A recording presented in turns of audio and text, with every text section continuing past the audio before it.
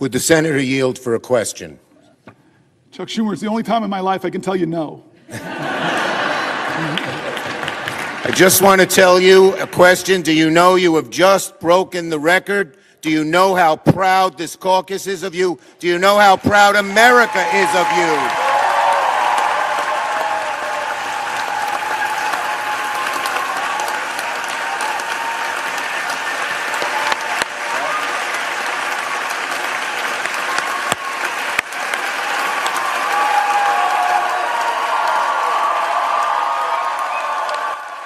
నమస్తే అండి. అది న్యూజెర్సీ సెనేటర్ కోరీ బూకర్ నిన్న సాయంత్రం 25 గంటల 4 నిమిషాలు ఏకధాటిన సెనెట్ ఫ్లోర్లో నిలబడి మాట్లాడి ఫిలిబస్టర్ రికార్డ్ సృష్టించాడు. దాని వివరాల తర్వాత. Welcome April 2nd, 2025. ఈరోజు liberation day. I call it Liberation Day. April 2nd is Liberation Day. విన్నారు కదా, April 2nd is liberation day. కానీ నేననేది ట్రంప్ డే, ట్రంప్ దినం. అఫ్ కోర్స్ నేను టంగ్ ఇన్ చీక్తో మాట్లాడుతున్నాను, ఉపమానం, పోలిక అంతే. ఎందుకంటే 4 కారణాలు: విస్కాన్సిన్, ఫ్లోరిడా, కోరీ బూకర్, టారిఫ్స్. ఈ 4 కారణాల వల్ల ఏప్రిల్ 2 అమెరికా రాజకీయాలలో ఒక మలుపు తిరిగాయి. ట్రంప్ దినం. ముందుగా Florida special elections. Florida district 1, Florida congressional district 6, ఈ రెండింటికి స్పెషల్ ఎలక్షన్స్ జరిగాయి. ఇది ఫ్లోరిడా కంగ్రెషనల్ డిస్ట్రిక్ట్ నెంబర్ 6లో ట్రంప్ 30 పాయింట్ల కంటే ఆధిక్యతతో గెలిచాడు నవంబర్లో. అలాగే అప్పుడు ఎన్నికైన మైక్ వాల్స్ అనే రిప్రజెంటేటివ్ కూడా 30 పాయింట్ల కంటే ఆధిక్యతతో గెలిచాడు. ఆ డిస్ట్రిక్ట్లో ర్యాండీ ఫైన్ అనే రిపబ్లికన్ దాదాపు 14 పాయింట్ల గ్యాప్తో మాత్రమే గెలిచాడు.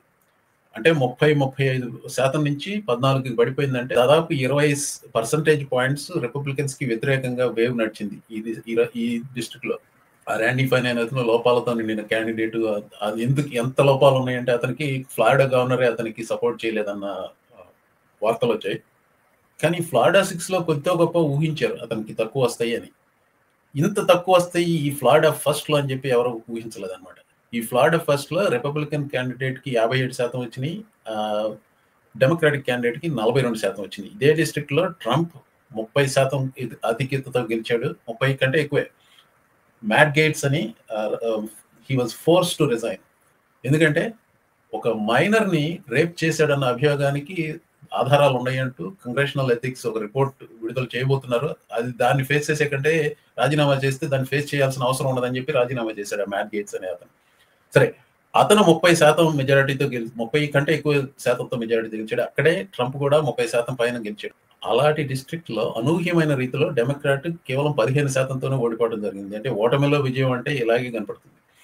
అన్నిటికంటే ముఖ్యంగా ఏంటంటే ప్రత్యేకించి ఒక కౌంటీ ఉంది, ఎస్కాంబియా కౌంటీ అనేది. ఒక 30-40 సంవత్సరాలుగా అక్కడ డెమోక్రాట్స్ ఎప్పుడు గెలవటం జరగలేదు. ఆ కౌంటీలో డెమోక్రాటిక్ క్యాండిడేట్ 3% ఓట్లతో గెలిచింది ఆ ఒక్క కౌంటీ.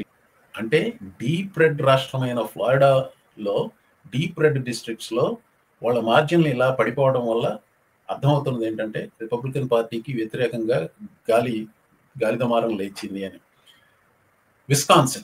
విస్కాన్సిన్ రాష్ట్రానికి సుప్రీంకోర్టు ఎన్నికలు అయ్యాయి. నేను దీని గురించి ఒక వీడియో కూడా పెట్టాను. విస్కాన్సిన్ సుప్రీంకోర్టు జడ్జిని కొన చూస్తున్నాడు మస్క్ అంటూ. అక్కడ $26 మిలియన్ డంప్ చేశాడు అతను. సూజన్ క్రాఫర్డ్ డెమోక్రాటిక్ క్యాండిడేట్, అతను బ్రాడ్ షిమెల్ అనే అతను రిపబ్లికన్ క్యాండిడేట్. చాలా హోరాహోరీగా నడిచింది పోటీ. $100 మిలియన్ దాకా ఖర్చు పెట్టారు. ఇలా నాన్ ప్రెసిడెన్షియల్ రేస్ లో అంత ఖర్చు ఒక రాష్ట్రంలో పెడతాం అనేది ఒక రికార్డ్ గా చెప్తున్నారు. మేబీ విస్కాన్సిన్ రికార్డ్ అయినేమో. Someone who watches out for people. But I've got to tell you, as a little girl growing up in Chippewa Falls, I never could have imagined that I'd be taking on the richest man in the world.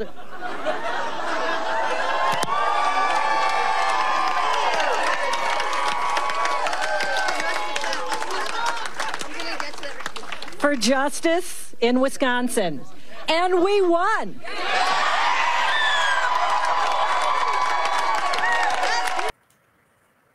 ఆవిడ గెలిచింది 10% points తేడాతో గెలిచింది. దాదాపు 2.5 మిలియన్ల ఓట్లు caste అయ్యాయి. 10% points.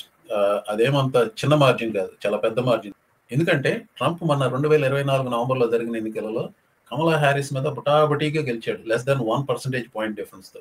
అంటే అప్పుడు దాదాపు 3 లక్షల 3.4 మిలియన్ ఓట్స్ చేసే, అంటే ప్రెసిడెన్షియల్ ఎలక్షన్లో ఎక్కువ పార్టిసిపేషన్ ఉంటుంది, ఇలా సుప్రీంకోర్టు ఎన్నికల లాంటి దాంట్లో కొంచెం తక్కువ ఉంటుంది. అంటే దాదాపు 1 మిలియన్ ఓట్ల తేడా అనుకోండి, అది పక్కన పెట్టండి. కానీ ఈ మార్జినల్ డిఫరెన్స్ అయితే ఎంత ఉన్నదో దాన్ని బట్టి అర్థమవుతున్నది ఏంటంటే, స్వింగ్ రాష్ట్రమైన విస్కాన్సిన్లో యాంటీ రిపబ్లికన్ గాలులు వీస్తున్నారు. ఇది చూడండి, ఇది Trump Kamala Harris county by county, ఏ కౌంటీలో ఎన్ని ఓట్లు వచ్చి ఎలా గెలిచారు అనేది. బ్లూ ఏమో కమలా హ్యారిస్, రెడ్ ఏమో ట్రంప్. డీప్ రెడ్ అంటే ట్రంప్ మరీ ఎక్కువ మార్జిన్తో గెలిచినట్టు, డీప్ బ్లూ అయితే కమలా హ్యారిస్ ఎక్కువ మార్జిన్తో గెలిచినట్టు. ఇది ట్రంప్ వర్సెస్ కమలా హ్యారిస్. ఇది సూజన్ క్రాఫర్డ్ నిన్న జరిగిన ఎలక్షన్లో సూజన్ క్రాఫర్డ్, బ్రాడ్ షిమెల్ మధ్య జరిగింది. గమనించండి, ఇక్కడ మళ్ళీ ఒకసారి ఆ మ్యాప్కి తీసుకెళ్తాను. ఈ ప్రాంతాలు గమనించండి, దే టర్న్డ్ బ్లూ. ఈ ప్రాంతం ఇక్కడ కూడా they turn blue. Keep N I on that. So this is the wave that is going on అండి. ఇక్కడ ఈ మ్యాప్లో మీకు స్పష్టంగా తెలిసేది ఏంటంటే, blue arrow represents swing towards Democrats, length of the arrow ఎంత మార్జిన్తో ఆ స్వింగ్ ఉన్నది అనేది. ఇక్కడ స్పష్టంగా తెలిసేది ఏంటంటే, pro democratic candidate wind, anti Republican wind. So what does it mean? ఇవి కంగ్రెషనల్ డిస్ట్రిక్ట్స్ అండి. విస్కాన్సిన్లో 8 ఉన్నాయి. ఇప్పుడు ఈ మ్యాప్ లో మీకు చూస్తే అంతా రెడ్ కనపడదు, బ్లూ కనపడదు. బ్లూ ఏరియాస్ ఉన్నాయి, రెడ్ ఏరియాస్ ఉన్నాయి. కానీ ఈ మ్యాప్ లో చూస్తే మీకు అంతా రెడ్ కనపడుతుంది. దీని భావం ఏంటంటే, అవి కంగ్రెషనల్ డిస్ట్రిక్ట్స్ అలా విభజిస్తారు. అలా విభజిస్తే ఏమవుతుందంటే, ఓటర్లు నాయకులను ఎన్నుకోవడం కాకుండా నాయకులు ఓటర్లను ఎంచుకున్నారనమాట. దాన్ని డిస్ట్రిక్టింగ్, రీడిస్ట్రిక్టింగ్ అంటారు. ఈ రకమైన విభజన డెమోక్రాట్స్ చేస్తారు, రిపబ్లికన్స్ చేస్తారు. ఉదాహరణకి డెమోక్రాట్స్ మేరీలాండ్ లో చేశారు ఇలా, కానీ రిపబ్లికన్స్ మాత్రం ఓవర్ డ్రైవ్ లో చేస్తారు. అందులో విస్కాన్సిన్ రాష్ట్రం మరింతగా ఓవర్ డ్రైవ్ చేస్తారు అన్నమాట. ఇందాక చూడండి, ట్రంప్ గెలిచింది నియర్లీ 50-50 మార్జిన్తో గెలిచాడు. పెద్ద ఎక్కువ లేదు, 0.9% పాయింట్ ఏమంత డిఫరెన్స్ ఉంది. సూజన్ క్రాఫర్డ్ వచ్చి 10% పాయింట్లతో గెలిచాడు. అంటే ఏమనుకోవాలంటే, బెస్ట్ కేస్ సినారియోలో state evenly divided, worst case సినారియోలో ఒక 10% పాయింట్స్లో డెమోక్రాట్స్ ఆధిక్యతలో ఉన్నారు అనుకోవచ్చు. ఐ మీన్ డేటా ప్రకారమే చెప్తున్నాను, ఏదో నాకు అనిపించింది కాదు. ఆ డేటా ప్రకారం that is how it should be, right? ఇక్కడ చూడండి, వీళ్ళందరూ విస్కాన్సిన్ రాష్ట్రం నుంచి వచ్చిన కాంగ్రెస్ మెన్. ఈ రెడ్లో ఉన్న వాళ్ళంతా రిపబ్లికన్స్, బ్లూలో ఉన్నది డెమోక్రాట్స్. అంటే ఆ కంగ్రెషనల్ డిస్ట్రిక్ట్ సరిహద్దులని ఫెయిర్గా విభజిస్తే సరిసగా ఉండాలి, లేకపోతే ఒకళ్ళన్నా అట్లా డెమోక్రాట్స్ ఎక్కువ ఉండాలి. కానీ 8 మందిలో 6 రిపబ్లికన్స్, అంటే 75% రిపబ్లికన్స్. ఇది ఈ రకంగా విభజించడానికి ప్రముఖ పాత్ర నిర్వహించింది విస్కాన్సిన్ పాత గవర్నర్ స్కాట్ వాకర్. ఇతని అగ్రెసివ్ స్టాన్స్ వల్లనే అలా విభజన జరిగింది. విస్కాన్సిన్ రాష్ట్రంలో ఈ సుప్రీం కోర్టు జస్టిస్ డెమోక్రాట్ గెలవటం వల్ల ఆ రీడిస్ట్రిక్టింగ్ అనేది మళ్ళీ రాబోతుంది కోర్టు ముందుకి. వాళ్ళు చేసిన నిర్ణయం ప్రకారం మళ్ళీ రీడిస్ట్రిక్టింగ్ జరుగుతుందని అందరూ నమ్ముతున్నారు. కంగ్రెషనల్ రీడిస్ట్రిక్ట్, ఆ కంగ్రెషనల్ రీడిస్ట్రిక్టింగ్ జరిగితే ఈ 6 రిపబ్లికన్ అభ్యర్థులలో 2 వాళ్ళ పదవులు కోల్పోతారు, ఖచ్చితంగా కోల్పోతారన్న నమ్మకం ఉంది. వాళ్ళిద్దరు ఎవరంటే representative Derrick Van Orden and representative Bryan Steil. Van Orden, Steil. ఇప్పుడు కాంగ్రెస్ లో బేర్లీ 3 సీట్ల మెజారిటీ ఉందండి. 2-3 సీట్ల మెజారిటీ ఉంది రిపబ్లికన్స్ కి.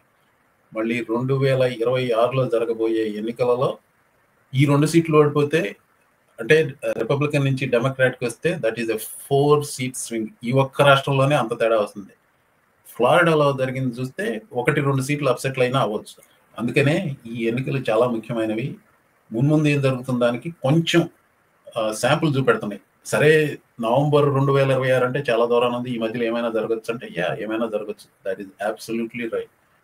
నేను అమెరికాలో రాజకీయ వార్తలు ఎక్కువగా కన్జ్యూమ్ చేసుకుంటాను, కానీ ఇది నా ఒక్కడే అభిప్రాయం కాదు. రాజకీయ పరిశీలకులు అందరూ, ఉభయ వర్గాల వారు చెప్తున్నదే ఇప్పుడు జరుగుతోంది.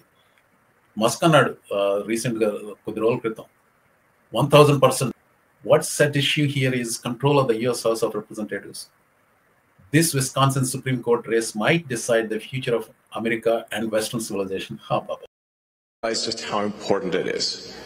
They think it's just, some kind of judicial thing that's not that important. But it actually, what's happening on Tuesday is a vote for which party controls the U.S. House of Representatives.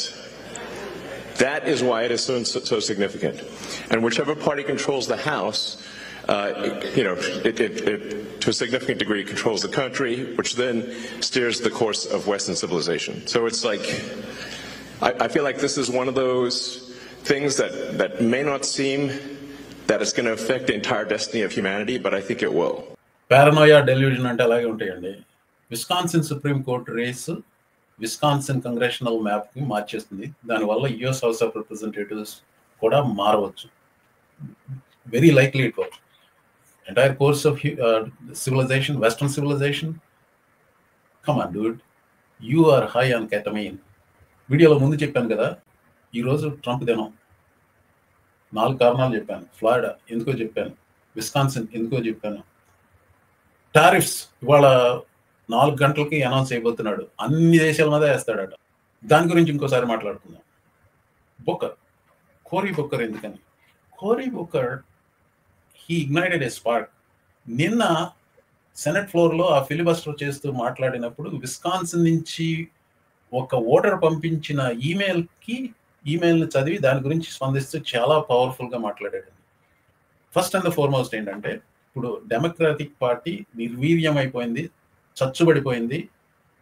చక్ షూమర్ లాంటి వెధవల వాళ్ళ నాయకత్వం వాళ్ళు తొలగిపోవాలి. అసలు ఆ 75 ఏళ్ల పైన ఉన్న వాళ్ళు ఎవరు ఉండకూడదు నా ఉద్దేశంలో.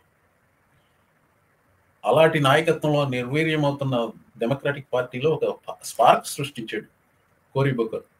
25 గంటలు ఒకే చోట నిలబడి మాట్లాడుతూనే ఉండటం ఎవరికి, మానవ మాతృలకి అందరికీ సాధ్యం కదండి. అది సాధించాడు. ఏదో ఎర్లీ 60s ఇప్పుడు స్టామ్ థర్మన్ అని సౌత్ కేరళైనా సెనేటర్, అతను సృష్టించిన రికార్డ్ని కోరీ బుక్కర్ బ్రేక్ చేశాడు. ఈ విస్కాన్సిన్ రాష్ట్రం నుంచి వచ్చిన ఈమెయిల్కి స్పందిస్తూ చాలా పవర్ఫుల్గా మాట్లాడాడు. ఒక 2 నిమిషాలు. My name is Kayana Spooner, and I live in Chippewa Falls, Wisconsin. I'm 63 years old. My husband, Joe, and I have 5 children and 3 grandchildren and live a wonderful life as our family is growing. God bless you and your family. We owned businesses and worked to contribute Social Security for ourselves and our employees. We did all the things we could do to secure our future and contribute to the larger community of those in need. We felt that we're living the American dream until one day in 2012, I know this personally with my dad. I feel for you, Ms. Spooner. Till one day in 2012, I was diagnosed with Parkinson's disease. Parkinson's is a degenerate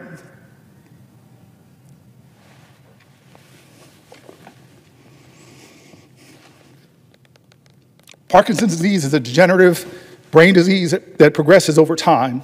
Sorry, I'm thinking about my dad. It is unrelenting and affects motor and nerve processes. Loss of benefits will have a direct and daily effect on me and my family as we navigate the medical needs we will be facing. I will need progressive and comprehensive care as I age. I will need medication every single day of my life. And I will need the security of a generous society to care for me. Millions of others join me there. Please, Senator Booker, please protect my Social Security. I just thank God that my mom had the resources to take care of my dad. And I watched that degenerative disease take from his life for 20 years and how much it cost, the thousands of dollars it cost my mom to take care of him. I know my friend Andy Kim, who's in the Senate right now, is facing health challenges with his father. I know so many people personally whose parents have Alzheimer's. I know so many Americans who are not powerful, they're not rich. I know so many Americans who live in fear every day that one little thing will happen to them that will destabilize their financial well-being. And now those millions of Americans, because of a president and a man named Musk, are driving fear into them. నేను ఈ video బిగినింగ్లో ఈరోజు Trump దినం, అందుకు 4 కారణాలు అంటూ చెప్పాను. 4 కదండి, 5వ కారణం మర్చిపోయాను. Elon Musk. Wisconsin, Florida, Booker, tariff and Elon Musk. Wisconsin ఎన్నికల్లో స్పష్టంగా తెలియజేసినవి ఏంటంటే ఈలాన్ మస్క్ అనే ఒక వ్యక్తి రిపబ్లికన్ పార్టీ మెడలో గుదిబండని, ఆ రిపబ్లికన్ పార్టీ అభ్యర్థులకు థ్రెట్ అని. అతని డబ్బుకు భయపడి నోరుమూసి కూర్చున్న వాళ్ళంతా ఇప్పుడు నోరు తెరిచి మాట్లాడతారు. ముఖ్యంగా ఎవరు? దేశవ్యాప్తంగా వల్నరబుల్ సీట్స్లో ఉన్న 60 మంది రిపబ్లికన్ కాంగ్రెస్ మెన్ అలాగే సెనేటర్స్ కూడా అతనికి వ్యతిరేకంగా మాట్లాడటానికి వెనకాడరు. అలాగే కొంచెం ట్రంప్ మీద వ్యతిరేకంగా మాట్లాడే ధైర్యం కూడా వస్తుంది వీళ్ళకి. అది చాలా ముఖ్యం. సో ఇలాన్ మస్క్ తప్పుకుంటున్నాడు అనే ఒక వార్త వచ్చింది. ఇప్పుడు ఇది డోజ్ నుంచి ప్రభుత్వంలో ఏలుబెట్టుకెళ్ళడం గురించి తప్పుకుంటాడన్న వార్త వచ్చింది. ఆ వార్త వల్ల మార్కెట్లకు ఉత్సాహం వచ్చి పడుతున్న మార్కెట్లు పెరుగుతున్నాయి. ఏది ఏమైనప్పటికీ ఇది ఒక పాజిటివ్ డెవలప్మెంట్. ఇప్పుడు మీరు ట్రంప్ వ్యతిరేకులైతే 2 పాజిటివ్ డెవలప్మెంట్స్గా చూసుకోవచ్చు. ఒకటి, డెమోక్రాట్స్లో ఒక వెన్నెముక కనపడుతోంది, అలాగే రిపబ్లికన్స్లో కూడా వెన్నెముక కనపడుతోంది. ఇది మంచిది కాదు అని చెప్పగల ధైర్యం వాళ్ళకు వస్తుంది ఇప్పుడు. అది 5th రీజన్. సారాంశం ఏంటంటే ఏప్రిల్ 2 ట్రంప్ దినం, కారణాలు 5: Wisconsin, Florida, Booker, tariff, Musk. అలాగే spine for Democrats and Republicans.